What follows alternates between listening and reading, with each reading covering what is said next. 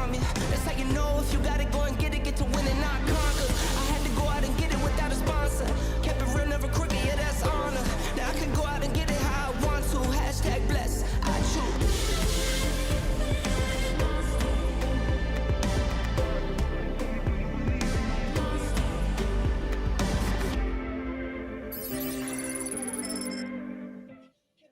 What is up, Rumble, YouTube, and Twitter? Welcome back to the Ryan Matta Show. Thank you for joining us on this beautiful Friday morning. Today is Friday, April 19th. It is 10:01 a.m., and we got a great show for you.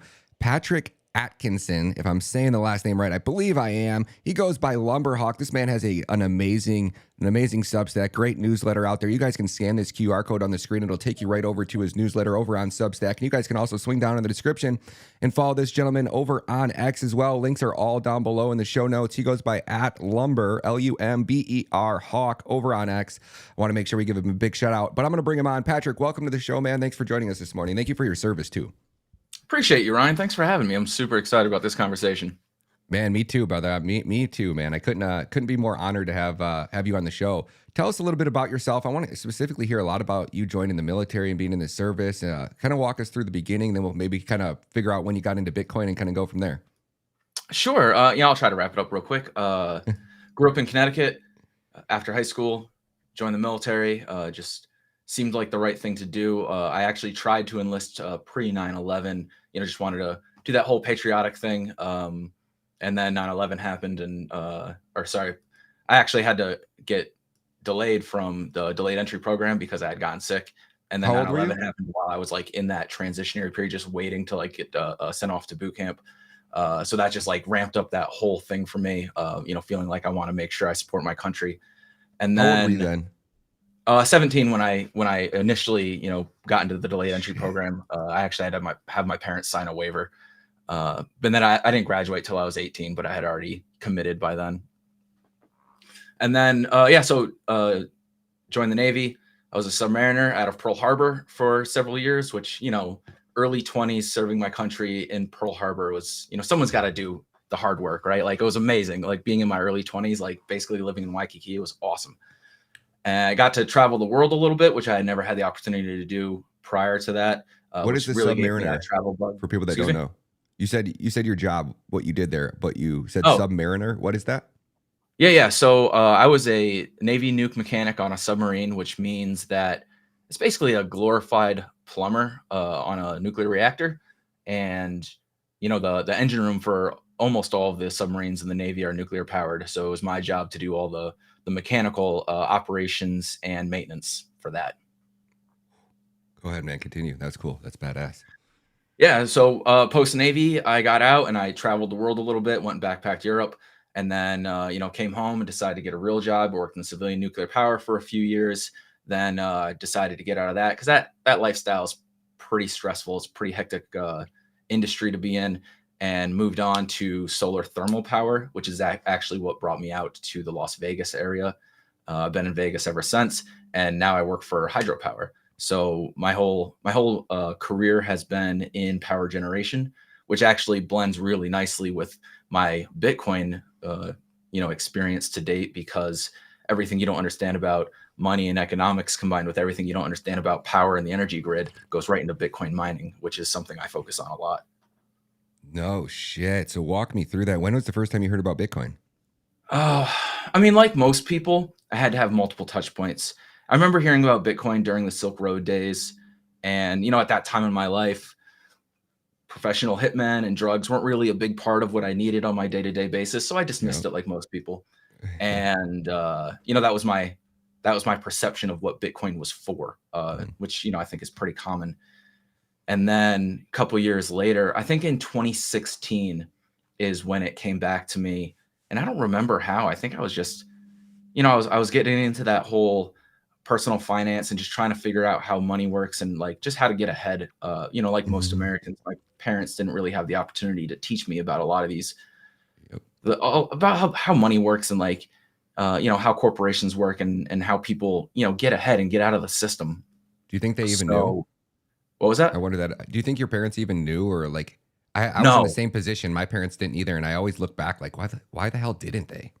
Yeah, they had no idea. Their parents didn't know. And they grew up in an economy so let's go back to like the boomer generation. The boomer generation grew up in an economy that was amazing for them. And, the financial advice for them was save your money, get a good job, work for a company for, 20, 30, 40, 50 years. You'll have a great pension and your life will be amazing. And at that time, a single person could raise a family of 4 on a single income and everything would be great. So that was great advice for the time. But the world changed and the economy changed. And everyone who's under the age of 30 knows that doesn't work anymore. But, our parents' generation grew up with that advice, and their generation, into the, Gen X generation, they're the ones who had to deal with that shift. But they didn't have anyone telling them what was happening. Nobody, the Fed doesn't tell you when they print $1 trillion how it's going to screw your life in 5 years. So yeah, they had no idea. They had no reason to know. And, a few years later, basically the only shift that happened socially and culturally was, oh, you have to go to college. If you don't go to college, you won't get a good enough job in order to live that life that we've been promising you.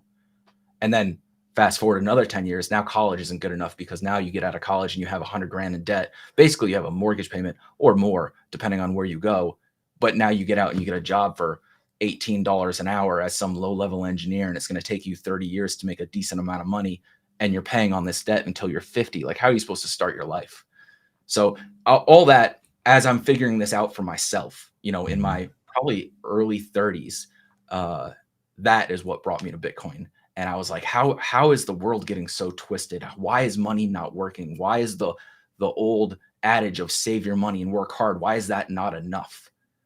And, as I started to figure out all the ways that we know now as Bitcoiners how money is broken, I'm like, oh, there's got to be a better way. Like, what can I do? And then, yeah, Bitcoin just hit me in the face. And, again, second, maybe third touch point, it just made sense. And yeah, I've just been running with it ever since. And, like everyone else, we all had a short phase where we went through a bunch of shitcoin nonsense. So, I've flushed that out of my system, thankfully. Yeah. And here we are now. Like you said, I'm writing my Substack. I'm just trying to spread the word to as many people as I can, trying to make sure that everyone can see what I see, because it's really like the best opportunity any individual person has right now to basically protect themselves from the constant thievery of debasement, which is exactly what that is. Some people say that money printing is just like a hidden tax, and it's not. I personally am not in the camp that tax is theft, because, it's passed by elected officials, and yeah, there's a bunch of corruption and all that other stuff in there. And obviously that money is used horrendously. I'm not arguing any of that, but I do think that debasement is very different from tax. And most of our federal spending is, based on money printing, which is just literally robbing the wealth out of your pocket. And if you ask yourself, what is that wealth? What is that wealth in your pocket? Well, just a regular person, how do you get that money? Ask yourself that question. Well, I go to work. So, we want to talk about proof of work. This is a real life example. You go to work, you dig your ditch, maybe you're a construction worker, maybe you're an editor at a newspaper. It doesn't matter what you do. You go to work and they reward you with money. So that money is a representation of the work and the energy that you've put into society, that you've put into the economy in the past. And that money allows you to carry that energy forward. So that way, when you're old or older, it could be tomorrow, it could be in 20 years, you can use that money to buy someone else's work and energy. So maybe you can live a better retirement, or you can, put your kids through college. So you're going to pay for somebody else's energy now with the work you did in the past. So the world we live in now is you do the work yesterday, it sits in your bank account, and the government can just take what they want out of it.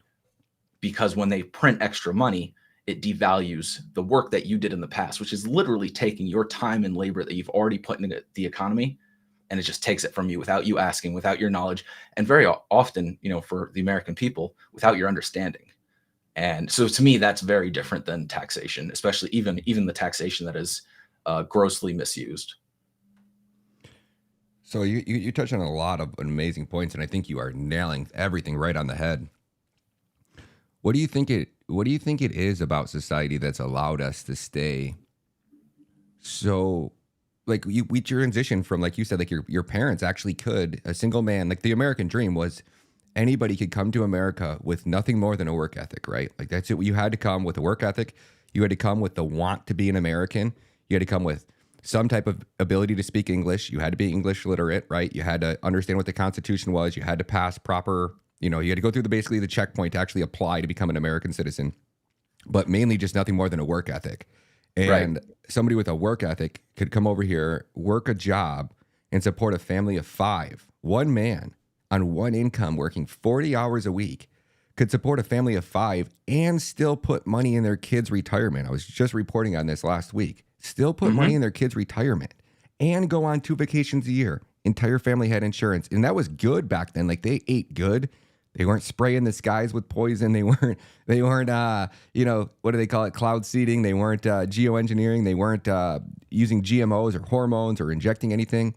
And now we're at a point where it's the exact, it's like, how do we go from that where life was so good to where we're at now without like there being like a big wake up call? Was '08 it? Was it going off the gold standard it? Like, how did Americans not just wake up and go, no?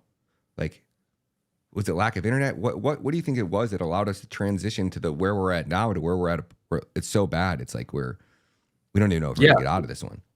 Absolutely. And before I answer that, and I will, I want to add something to what you said. One of the big transitions that happened over that same time frame that a lot of people don't talk about is the transition from, basically pension plan America to 401k plan America. And the reason that happened is because it was cheaper for corporations to basically make you save for your own retirement. They'll give you a little bit of a company match or whatever than it is to guarantee a pension for your retirement. And that caused a lot of changes in the workforce. I didn't know about that. Tell me about this. Tell me more about this. Yeah. So, back in, the 40s and 50s, basically every good job would offer their employees a pension. You work here for 30, 40, 50 years. And then when you retire, the company will just give you a percentage of what your income was, usually based on your last 3 or last 5 years, for the rest of your life. And that way, if you dedicate your life to Lockheed Martin or Boeing or any of these like companies that were around back then, their thought process is, you're a good employee for me. You work hard. You bring a lot of value to my company. Anytime you work for someone else, you're bringing them value. Don't get that confused. If you don't work for yourself, then you are bringing value to someone else's table, and they're profiting off of what you bring. So part of that reward was that when you are too old to work anymore, you go home and the company will take care of you forever, basically. And, that gets very expensive, especially as people start to live longer. So when I get to my actual answer of your question, it'll tie this together a little bit better. But that became more expensive. And as it became more expensive, it made sense for companies to say, instead of me promising you money for the rest of your life, I'll just give you like a 5% match. And any money that you put into your own retirement, like I'll spit some in for you, and that'll help you out, because since we're not giving you that good deal anymore. But the problem with that is that forces Americans to invest their money. And again, when I get to my final answer, it'll explain why we have to invest our money. But the point is, everyone puts their 401k in the stock market or whatever it is you do with it. Most people in the stock market. How many people, especially working Americans, have the time to become educated investors? Very few. I don't have a single person in my family who I would be like, oh, you have a life savings of $10,000. Go put it in some stocks without doing any work. That's terrible advice. Horrible. But Americans and American families are forced to do that, because if you put your money in dollars, you're just going to wither away to nothing. I mean, the dollar has lost 90% of its value in the last 50 years. And the reason why the dollar has lost 90% of its value in the last 50 years is because we separated from the gold standard. And this is getting to the meat of what your actual question is. So FDR basically did the 6102 where they confiscated gold. And the reason why that happened is because they were worried about, for a long time, gold has been money. Why it's gold money? Because it's got all the best properties of any like natural commodity out there. It doesn't rust. It doesn't rot away. You can't use dirt as gold because everyone has dirt and you have a ton of it. So it's going to have no value. So it's got to be scarce, and it's got to be able to carry your money. Remember, we were talking earlier about how money is a representation of the energy you've already put into the economy.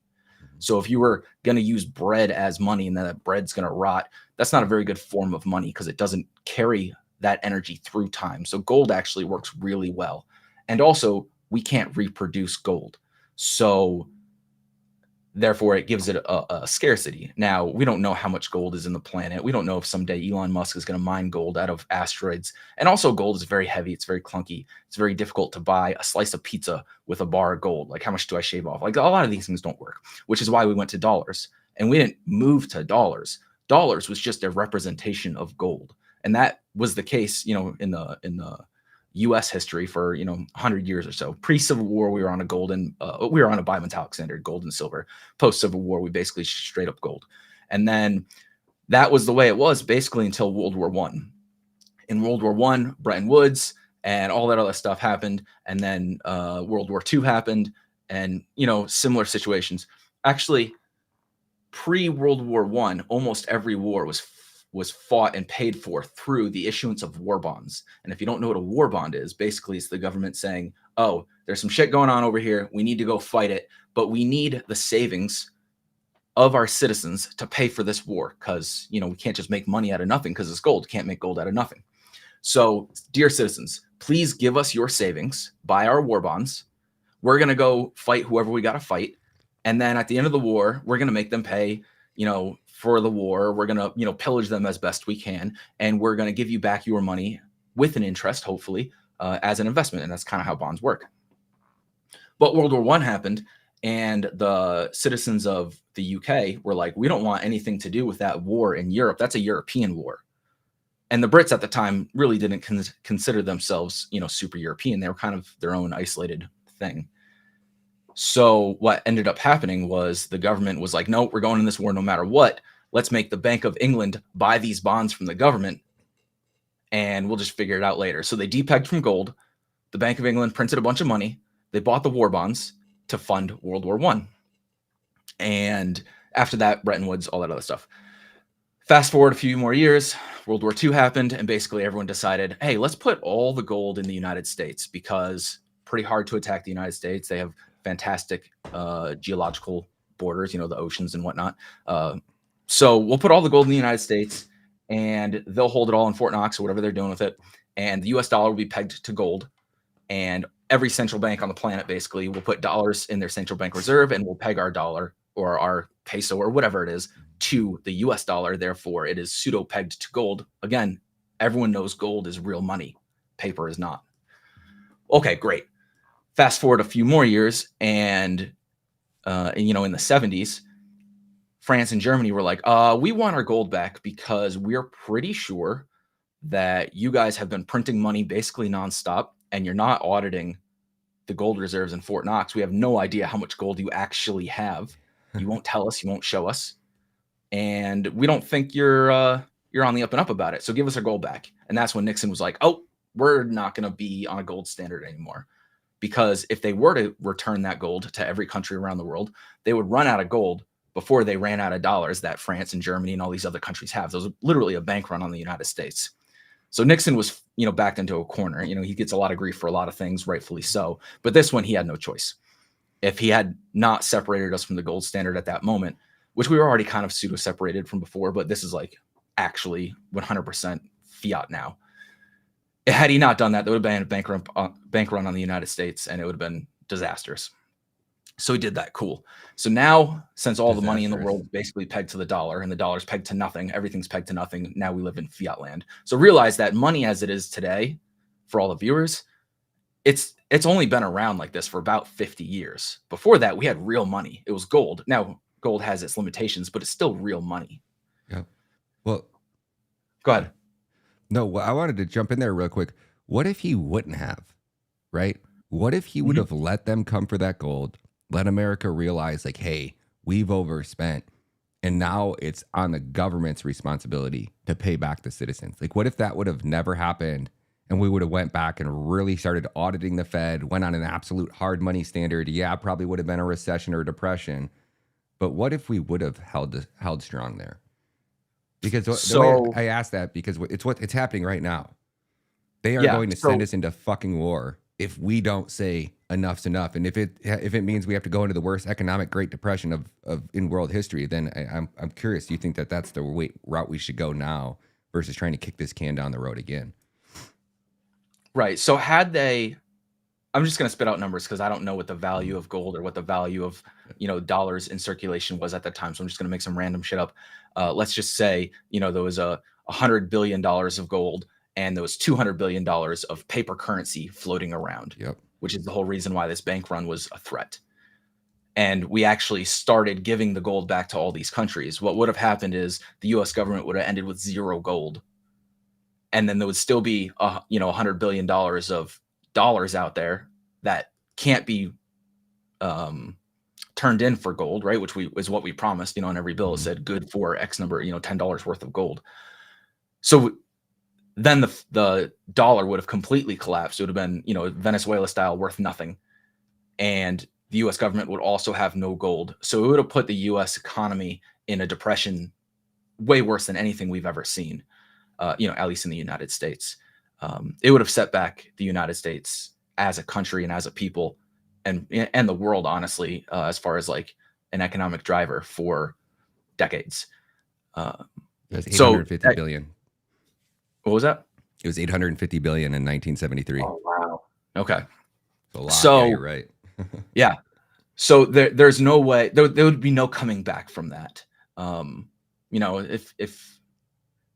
If you owe money to a loan shark, you owe them $1,000 and you only have $500, what happens? You get messed up. And that's what would have happened. We owed gold. Again, gold is money at this point. We owed gold to every country on the planet, and we had given them IOUs in the form of dollars, which is what dollars are. Dollars are IOUs. So we give all these countries IOUs, and then when they come looking for their money, gold, we're like, oh, we don't have any more. That's not going to work. So yeah, it would have turned America into the bad guy real quick. You don't mess with somebody's money. And, when every country on the planet turns against you real quick, it's just not going to work out. Like he had no choice. There was no way of going back from that. And where do you think that's leading us now? Like what is we have Bitcoin now where citizens are able to actually get their wealth out, but it seems so hard to get that. I can't tell if it's just people are so broke that they literally can't afford it. So their IQ level doesn't really realize like $100 in Bitcoin today can be literally life-changing wealth 10 years from now. Like, so yeah, I don't think it's an IQ problem because Bitcoin is simple. So I don't think it's an IQ problem. All right, so let me finish with the timeline a little bit to answer this question. Yeah. So yeah, we come off the gold standard. Everything's fiat. Everything's fine for a little while. We had already, even when we were on a gold standard, quote unquote, even though we were lying about it, which is why they wanted their gold back, French and German. Since then, we've just done nothing but print more money. And, it started out being not so bad, but, in the last 5-10 years, it's been atrocious. And it keeps getting worse and worse because as you inflate the money pile, you have to print more to have the same effect on what happens in the economy.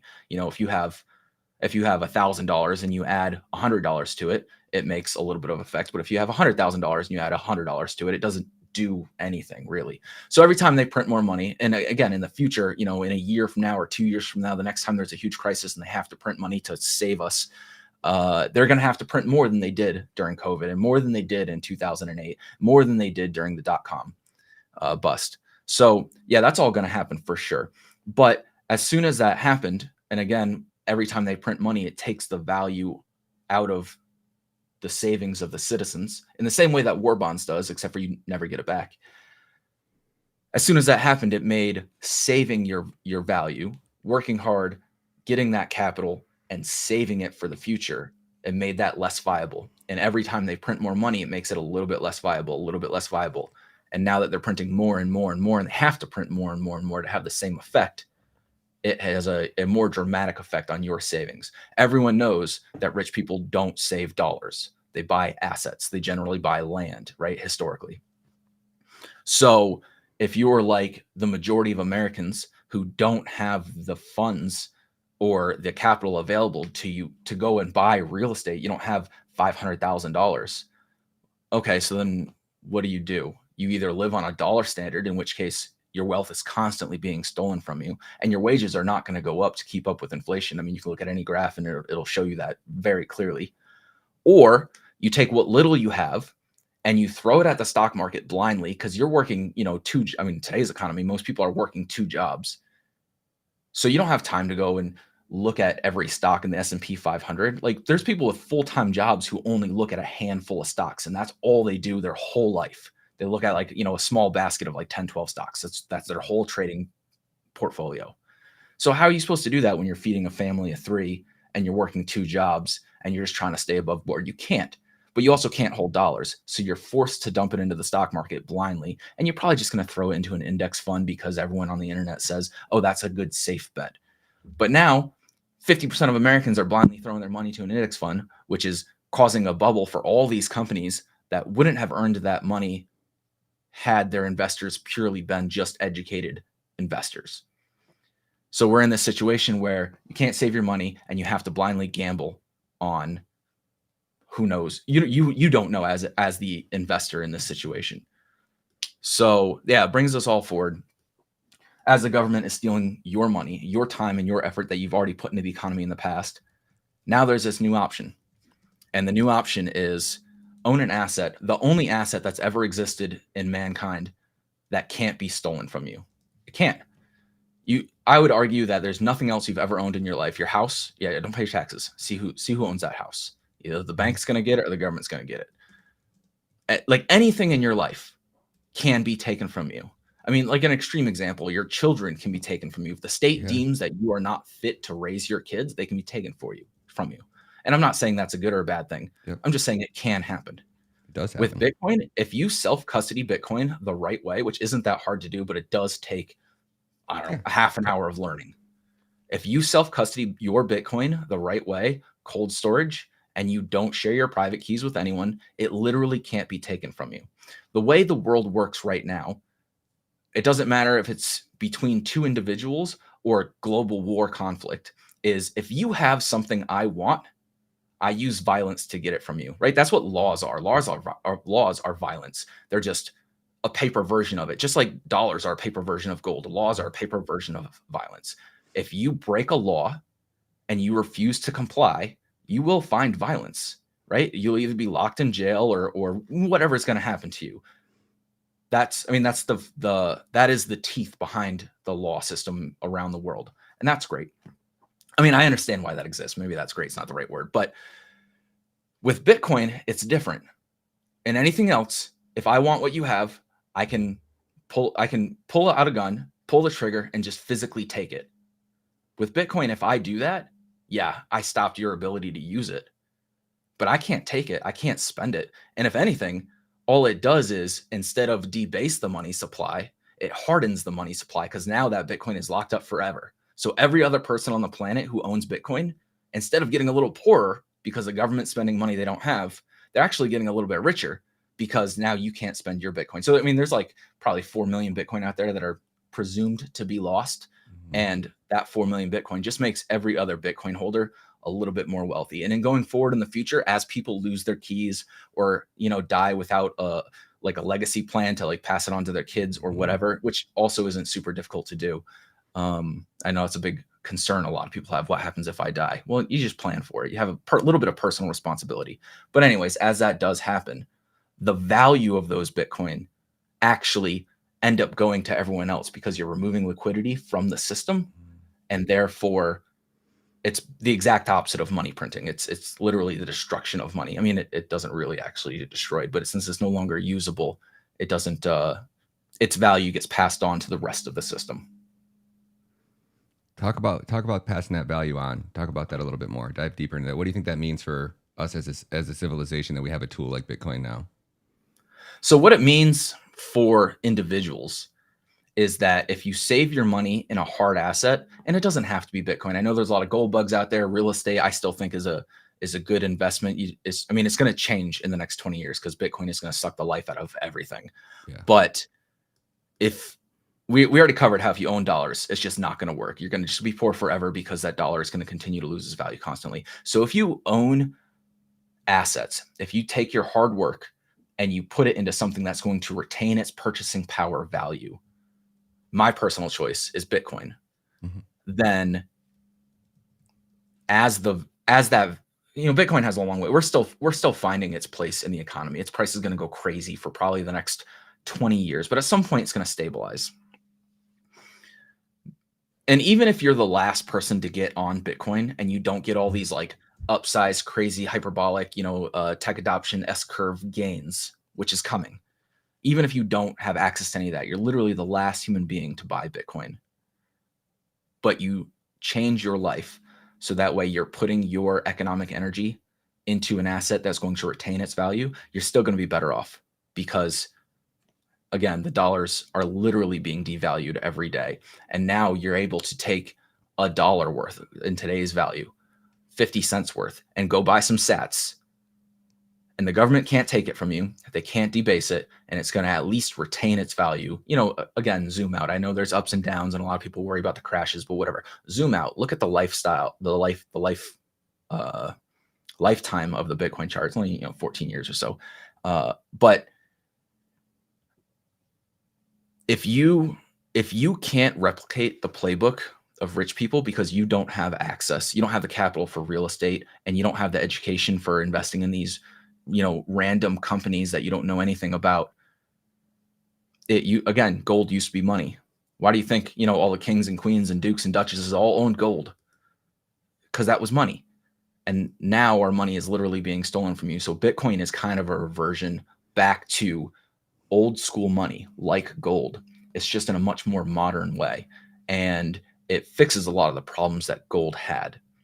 The network of gold is, I heard somebody say this on a podcast, I don't remember who, so I'm stealing it, but the network of gold is your feet. If I want to pay you, Ryan, in gold, I got to carry it over to you, or put it on a truck or a boat or something, right? And that's expensive. What if I want to buy a house? How much do I give you? How do I get it there? What does that cost? I want to store gold at my home. Again, because if you don't store it at your home, just like Bitcoin, if you don't cold storage custody your Bitcoin and you leave it on Coinbase, that's not your gold. It's an IOU, just like the dollar is an IOU to, or was an IOU to gold. So you got to self-custody it. So again, if you're self-custodying gold, what is the expense to secure that gold? Do you have to buy a giant safe? Do you have to hire a security force? Like, I don't know what you have to do, but you have to do something. You can't just leave it sitting on your coffee table. It's not going to last very long. Yeah, you got the insurance, then the government knows you have it if it's insured, right? Yep. So before Bitcoin existed, so 2008, if you don't do something that the rich people around the world are doing, which means just buy some sort of asset, fine art, whatever it is, a lot of people don't have access to that, don't have the capital to do that. So you're kind of screwed. And that's why over the course of the last 50 years, the middle class has suffered, and those with the least economic benefits have suffered because that money that's being stolen through through debasement, which debasement causes inflation, but it's not the only cause of inflation. So I don't want to use those terms interchangeably. Mm-hmm. So if you don't have access to that, then you are going to have your money stolen because that is where all of your wealth is. And again, your wealth is your time and energy that you've put into the economy in the past. So your time and energy is being stolen from you. Now, as rich people have a better plan than that, that creates a more of a wealth gap. And there's, a lot of people talk about the wealth gap nowadays and, burn the rich and all that other stuff, right? You have to realize that the only difference between them and you is access.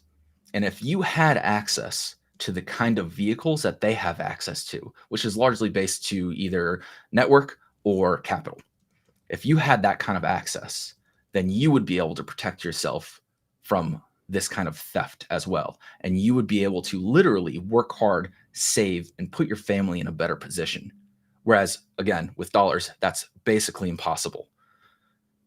And that's what Bitcoin gives the world. Bitcoin, I think a lot about, American values and the Constitution and the Bill of Rights. And Bitcoin does a lot of things. Bitcoin is a very American thing. I mean, I don't know if it was an American who made it or not, but the values behind Bitcoin is very American. I think that Bitcoin ensures every person on the planet First Amendment, Second Amendment rights. And you're like, Second Amendment? That doesn't make sense. Bitcoin's not a gun. No, but this thing right here, this is a Trezor, right? This is my cold storage. Like I said, what's the point of having a gun, right? It's to protect yourself and your family, either from violence or from tyranny. It's to protect you from the government. It's just to protect you, period, right? It's to give you the power to protect yourself. Well, holding my Bitcoin in cold storage makes it so nobody can take it. How is that any different than me using a gun to protect my family? This is me using a small piece of technology to protect the wealth of my family, which is the life of my family, right? If you rob all the wealth from me and my family, we're going to suffer. We're going to die. How is that any different? So I think that an unrealized thing about Bitcoin is it gives access to American values, which we hold in a document, which can be taken away from us. We see it all the time. Governments fall or your rights get trampled on. Yeah, they're rights. And they say they're God-given rights. But God doesn't uphold them. It's our job to uphold them. We have to do that for ourselves.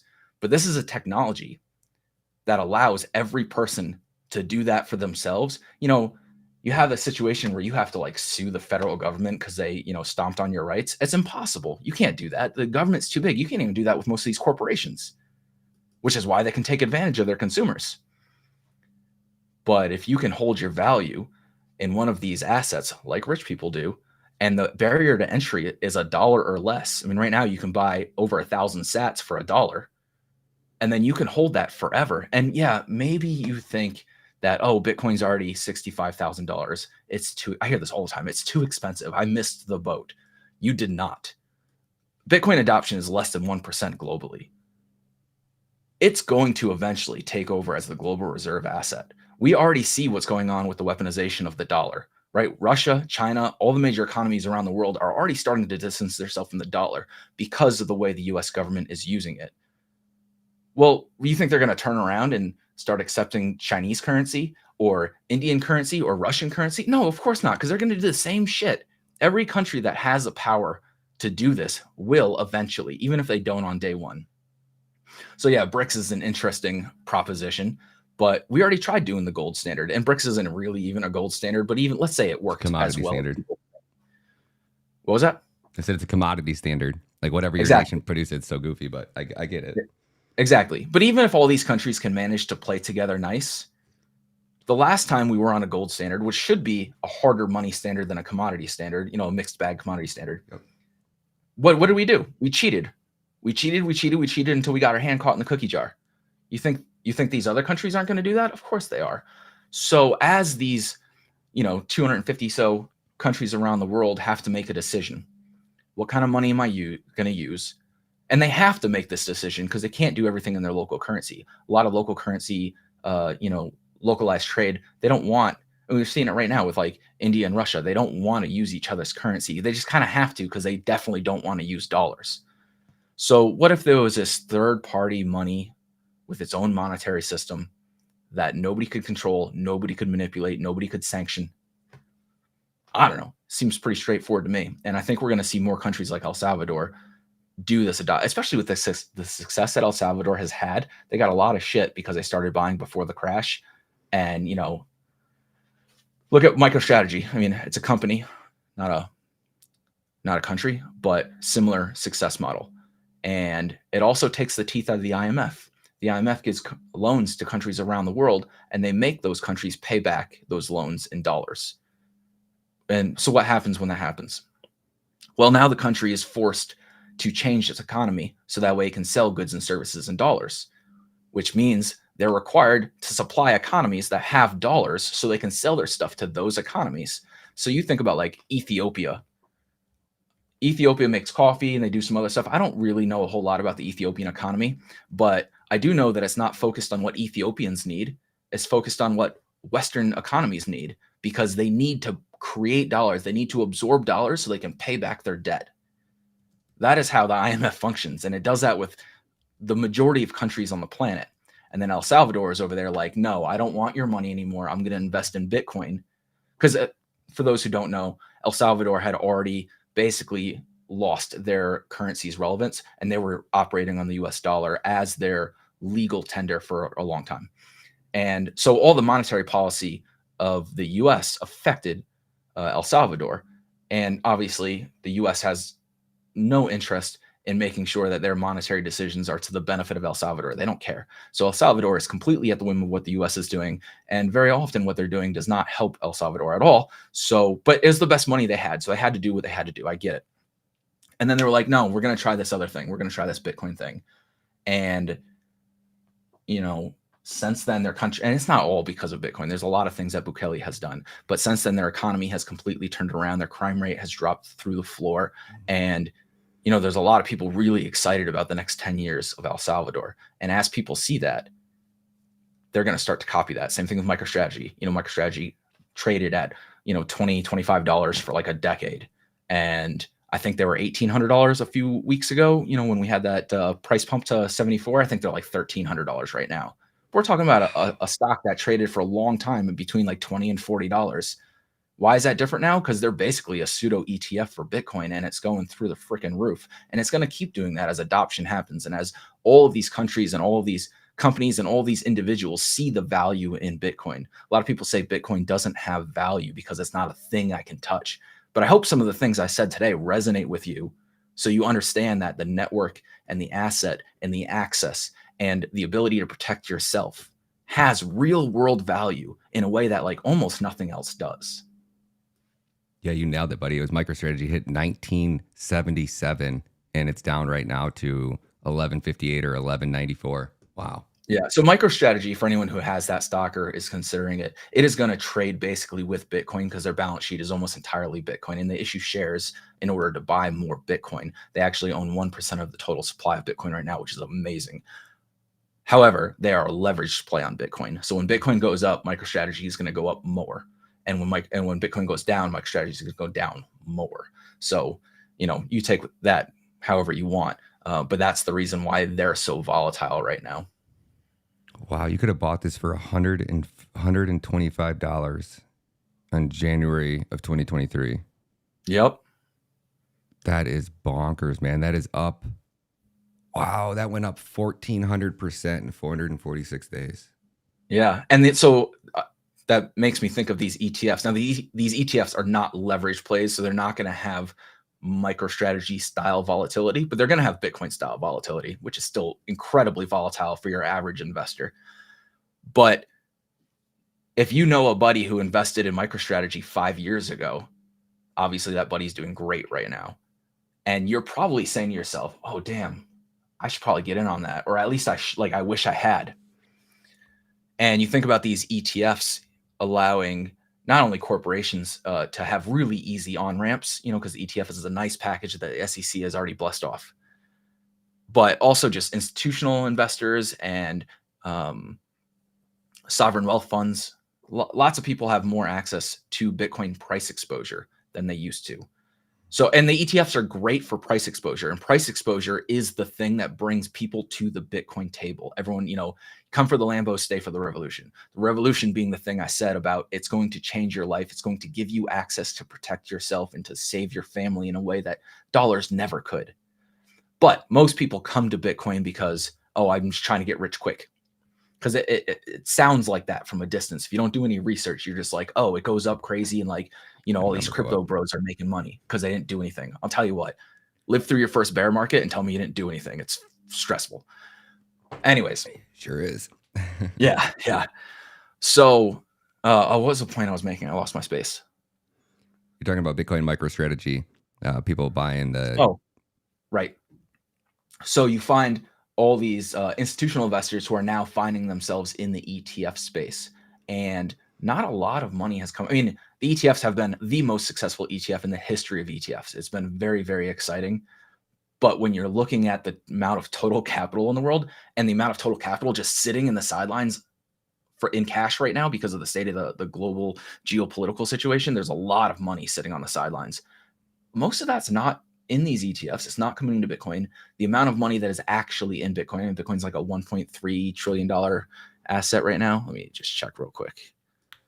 Bitcoin? Yes. Yeah, almost $1.3 trillion asset. You compare that to gold, which is like 12 trillion, you know, the stock market, real estate, we're talking about hundreds of trillions. So Bitcoin is tiny compared to all these assets. Yep. So let's say you're a company and, you know, your buddy CEO from the company next door put a 5% allocation of their investment strategy into one of these Bitcoin ETFs. And at the end of the year, you compare your balance sheet and their balance sheet, or your portfolio and their portfolio. And, your portfolio, because we have, a booming economy, at least for some people, because it's very much so still a K-shaped recovery. So maybe your portfolio goes up 8-10% that year. Yeah, it's a pretty solid year. Can't complain too much. But your buddy's portfolio went up 30%. And you're like, I thought you only put 5% into Bitcoin. How did you outperform me so dramatically? Well, over the course of this year, my 5% allocation of Bitcoin turned into a 40% allocation. Not because I put 35% more into it, because the exponential growth that happens during every bull cycle is like just wild. And then everyone, like, how people on Wall Street bicker over, 25 basis points. How are you going to compete with someone who outperforms you by multiples because they put a 5% allocation to Bitcoin, which is viewed as hedging your risk, right? It's only 5%. People think that because Bitcoin is volatile, it's risky. Those two words are not the same thing. And if you want exponential growth, you have to deal with volatility, and it goes in both directions for sure. But the risk of Bitcoin, if you want to understand the risk of Bitcoin, you need to understand the technology.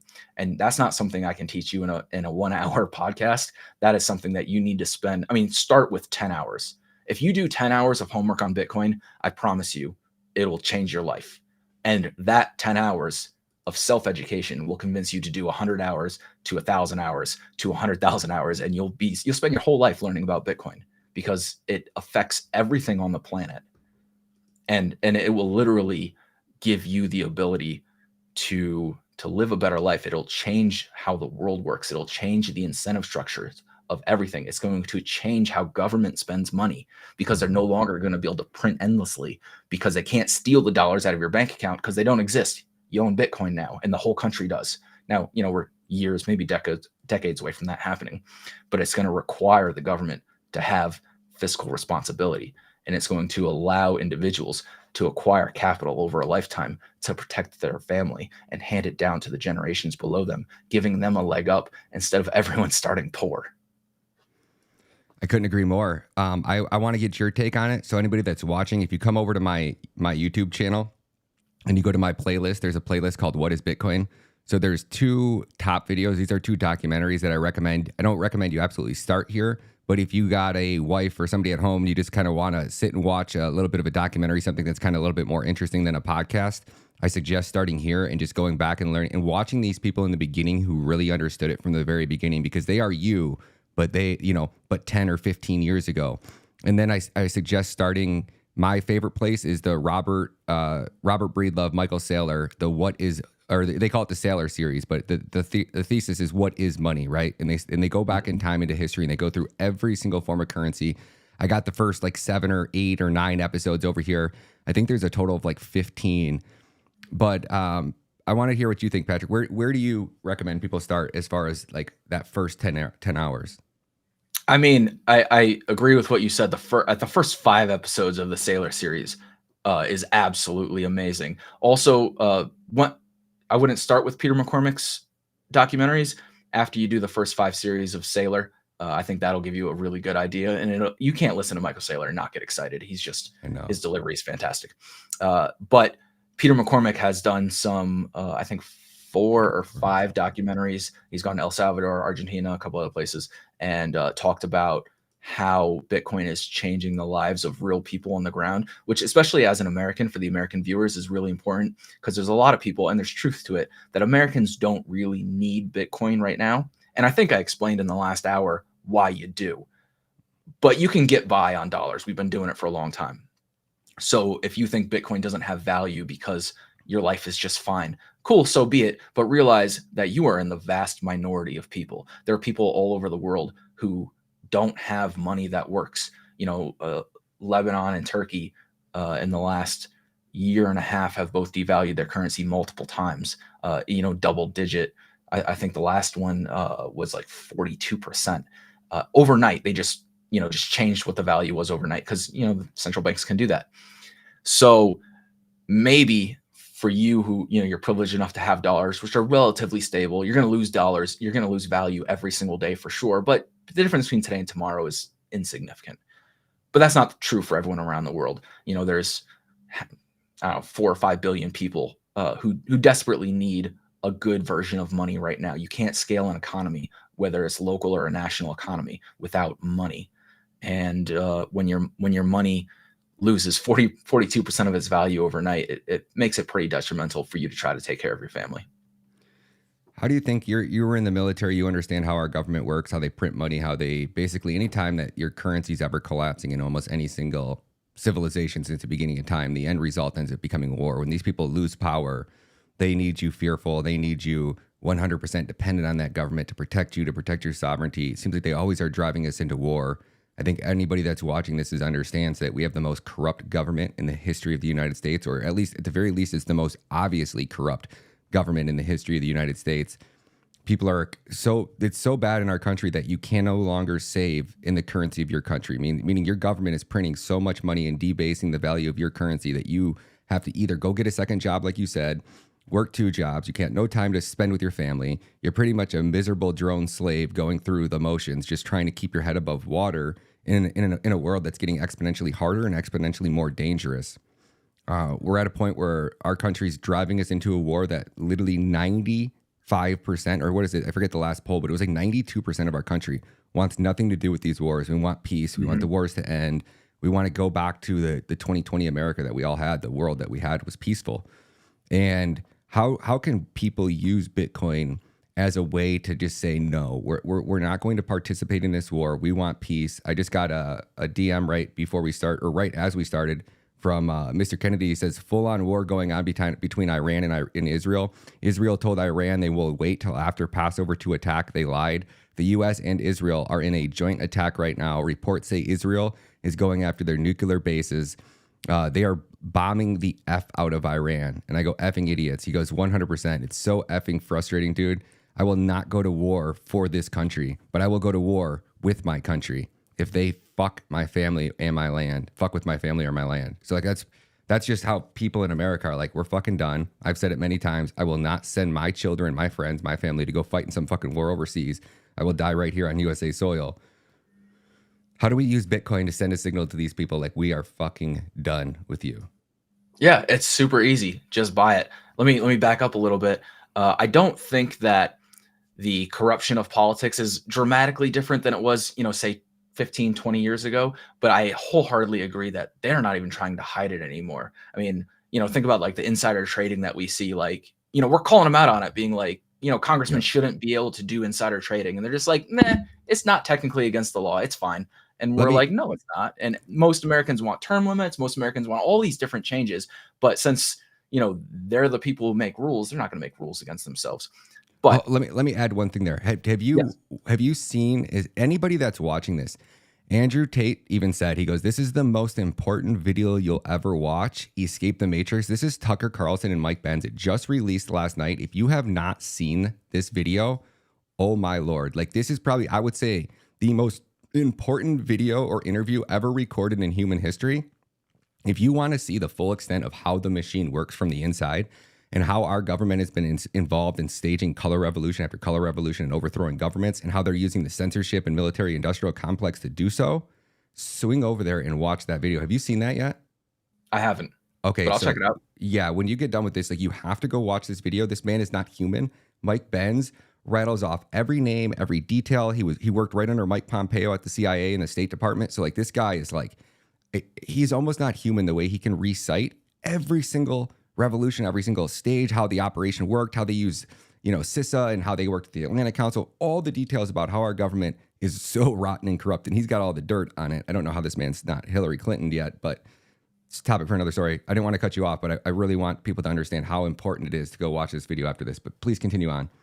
Yeah, no, absolutely. So like I said, just buy Bitcoin. And the reason that works is, remember we were talking earlier about how when money was gold, they had to issue war bonds to ask the citizens for money in order to fund wars. And if the citizens said no, you didn't have any money, you couldn't go to war. Your hands were tied, until the Bank of England decided to start basically generating a fiat economy. And if everyone stores their wealth in Bitcoin, you can't choose real estate or anything else because the government can all take it from you. We already covered that. So if you store your wealth in Bitcoin, something the government can't take from you, they can only ask you for it. You know, if you're a Bitcoiner, ask yourself, what would it take for me to separate from my Bitcoin? I mean, most Bitcoiners can be like, hell or high water, right? But what if the US was being invaded and the government was like, please, like, give me, 5% of your Bitcoin, 10% of your Bitcoin, because literally the Russians are in Los Angeles right now. And you might be like, fuck California. But you also might be like, oh, I mean, I live in Nevada. It's pretty close. Yeah, here you go. But the point is that war used to be optional based on what the people wanted. And right now it's not, because the government can literally just steal that wealth from you to go fund whatever they want.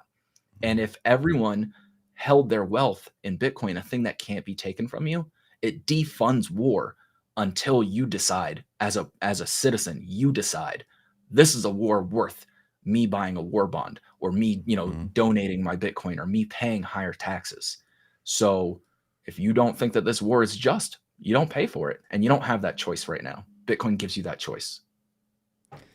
Walk me through a little bit more about what you think people should be doing right now, as far as if they're completely anti-war, how do they begin getting out of that matrix?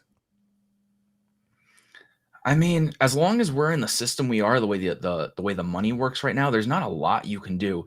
You can vote, but politicians are run by the lobbyists and run by corporations, and they're going to do whatever they want. They're going to do whatever is good for their shareholders or for their profit margins. And the fact that our democracy boils down to two geriatric men that nobody likes. I'm not saying don't vote. I vote. I think it is an important part of my civic duty. Is it effective? Maybe not. But what's the next best option if you don't want to be involved in the American war machine? Well, you could give up your citizenship and move. I got family here. I'm not trying to do that. I also, I served my military because I wanted to serve my country, and I still feel the same way.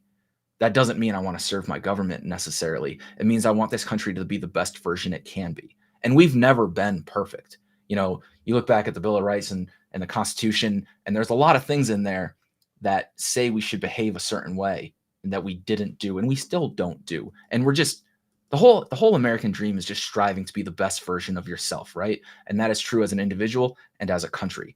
And we have a lot of work to do. So personally, I don't want to uproot and move my family to another country. I want to stay here, and I want to turn this into the best thing I can. And the best way I see to do that is to protect myself and protect my family by putting my value storage into something that can't be stolen from me, which will put accountability on everything, because now you can't just spend my money for me.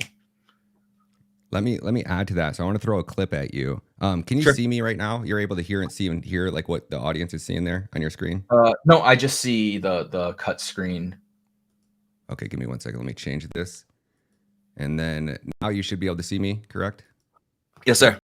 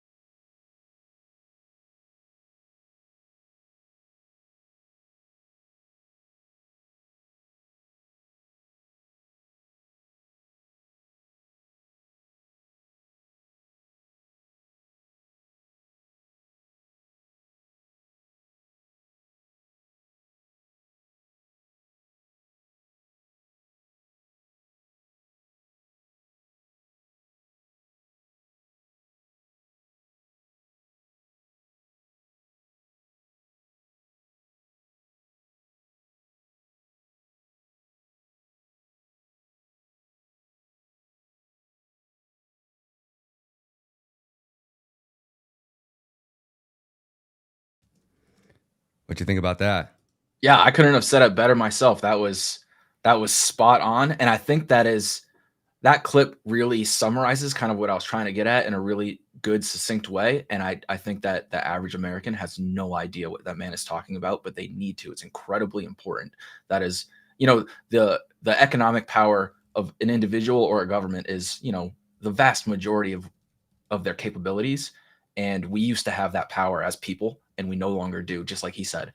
And I think that Bitcoin gives us an opportunity to take that back and to redistribute power from those at the top down back to the people, which is how it was always meant to be.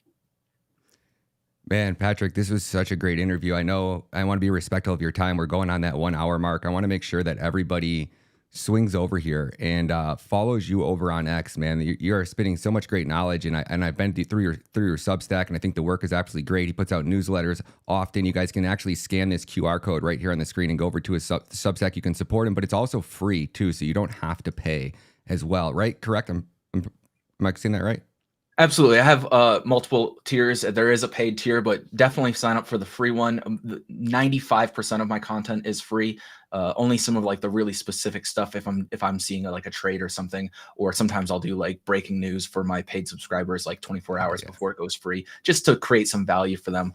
But no, I super appreciate it. And if I could real quick, if anyone is in Vegas in today, it's the halving today, and we have a halving party going on here in Vegas. So feel free to hit me up, use that QR code, find me on Twitter, whatever. Just shoot me a message and I'll give you all the details. Or actually, they're all just in my Substack already. So just check it out and come hang out with us. Man, Patrick, I appreciate it big time, man. I'd actually like to get you back on. I'd like for you to actually, if you can, go watch that video of Tucker Carlson that he did with Mike Benz. For sure. And I'd like to bring you back on maybe next week or whenever you get time and like really go dive into that, because I like the way you think. I like your mindset, and everything that you had to say was so knowledgeable. I was actually over here taking notes. If you saw me like looking off, I was typing. I'm actually over here taking notes so I can go back through this. And I want to pull shorts from it, but I really appreciate you, man. I think you're doing a great service, and hopefully you start putting out more content over on video format, everything, man. I think you're a great value add to the Bitcoin community, and it's an honor to have you on the show, man. All right, great. Appreciate you so much. Thank you for your time. God bless you, brother. Later. Cheers. All right, folks, that's a wrap over here on the Ryan Matta Show. We'll be live over on LFA TV today at 2 p.m. Eastern Standard Time. That show's exclusively on Rumble, and with the war stuff going on, you guys are not going to want to miss it, because we can't have those conversations that we should be having over here on YouTube because of the censorship industrial complex, which you'll learn about if you dive into that Tucker Carlson interview. So please smash that like button. Come join us at 2 p.m. Eastern Standard Time. The show's called Matta Fact. It's over on LFA TV. And if you guys get time, swing over and check out our sponsors, mypillow.com. You can, mypillow.com will support us. Promo code MATA, and that'll get you 50 to 65% off. And then you can also support our sponsors over at Bybit. Links are down below in the show notes. I'm just going to run the preview for it. Today's sponsor is Bybit. Bybit is your one-stop shop for crypto trading, crypto investing, buying, learning. I've also built a step-by-step digital course which teaches you everything you need to know about buying crypto on Bybit, and not just buying crypto.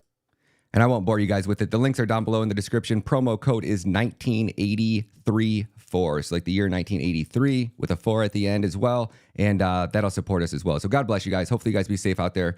Go meet your neighbors. Go meet your local city officials. Get to know them. Let them know that you're a human, because times are about to get really tough and the censorship industrial complex is about to go through the roof. So God bless you guys. Catch you guys in the next one. Peace. Run.